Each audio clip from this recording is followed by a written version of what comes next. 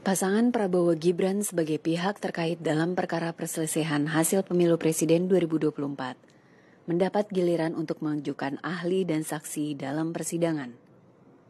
Kepada majelis hakim yang dipimpin Ketua MK Soehartoyo, ahli hukum tata negara Andi Muhammad Asrun menjelaskan, KPU telah melaksanakan ketaatan terhadap norma hukum yaitu putusan MK. Oleh karena itu, KPU tidak bisa dihukum dengan alasan pelanggaran etika karena melaksanakan putusan MK. Ahli menambahkan, amandemen Undang-Undang Dasar sejak awal juga memisahkan pemilu dengan pemilihan kepala daerah. Oleh karena keberbedaan rejim hukum pemilu dan konsekuensi dari putusan atas gugatan pemilu kada dan pemilu nasional, maka tidak bisa diterapkan ajas maupun mekanisme serta konsekuensi pemilu kada untuk diterapkan dalam pemilihan presiden ini.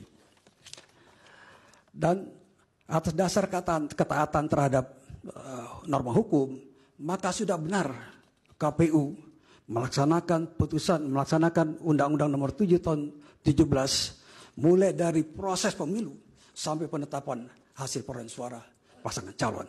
Ahli hukum tata negara Edi Hiarich menegaskan, dirinya konsisten dengan pendapat pada sidang perselisihan hasil pemilu sebelumnya, bahwa Mahkamah Konstitusi tidak berwenang menangani sengketa di luar hasil pemilu. Namun demikian, Edi berpandangan, mumpung Undang-Undang MK sedang dalam proses perubahan, kewenangan MK dapat disesuaikan, berperan sebagai peradilan banding untuk pelanggaran yang tidak selesai di KPU dan Bawaslu. Kalau saya boleh merekomendasi soal kewenangan MK ini, mumpung Undang-Undang MK ini sedang dipending, ya ini dirubah supaya tidak tiap 5 tahun kita akan berdebat hal yang sama. Jangan yang diutak-atik itu hanya batas usia saja. 2 kali Undang-Undang MK dirubah itu yang diutak-atik batas usia, yang tidak substansi. Tapi hal-hal seperti yang ini saya pikir harus bila perlu dirubah karena paslon 01, paslon 03, paslon 02 semua ini kan partai politik yang ada di belakangnya yang menguasai DPR. Ini dirubah. Bisa saja bahwa Mahkamah Konstitusi ini lalu kemudian menjadi seperti pengadilan banding untuk sifat pelanggaran yang mungkin tidak bisa diselesaikan oleh Bawaslu maupun KPU.